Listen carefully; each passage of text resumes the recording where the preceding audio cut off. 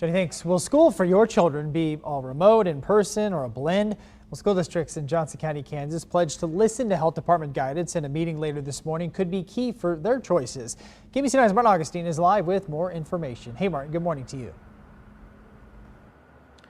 Good morning, Rob. Coming to you from Shawnee Mission North High School. Students and teachers here, like students and teachers across Johnson County, curious about what school is going to look like. Well, today, the Johnson County Health Department will offer its recommendations to the superintendents of the county schools on how to proceed.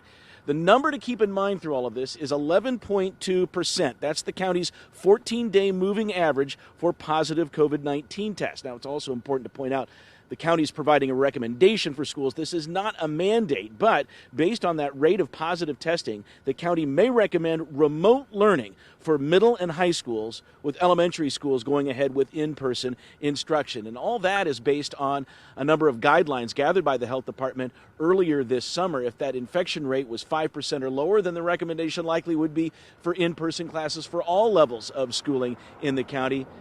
Quite the opposite, though, if that number peaks above 15%. Reporting live, Martin Augustine, KBC 9 News.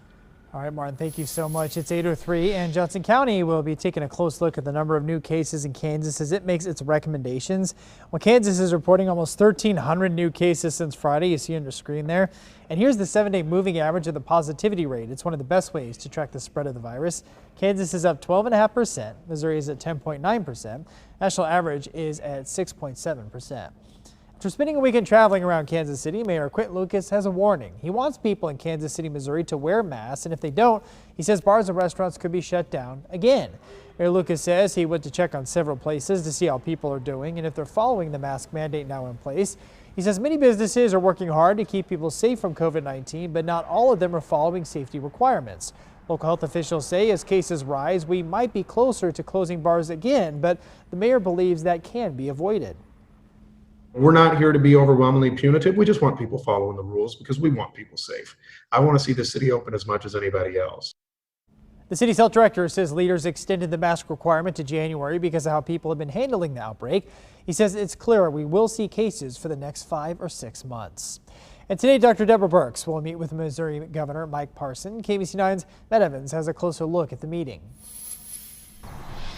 Good morning. Dr. Deborah Birx, the White House Coronavirus Task Force Coordinator, has been visiting several Midwestern states over the course of the past week, especially those states that are seeing recent spikes in coronavirus cases. That includes Kansas and it includes Missouri. Dr. Birx was in Kansas this past weekend in KCK at KU Medical Center to meet with Kansas Governor Laura Kelly and health leaders in the state of Kansas. Today's meeting with Missouri Governor Mike Parson will likely be very similar in nature, with Dr. Birx providing guidance on how to slow the spread of the coronavirus in the state of Missouri.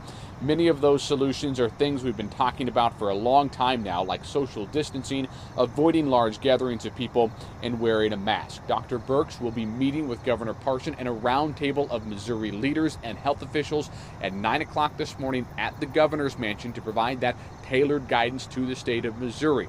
We'll learn more about exactly what that guidance is, what was said in that meeting a little bit later on this morning at a press briefing that's scheduled for 11 o'clock at the Missouri State Capitol in Jefferson City.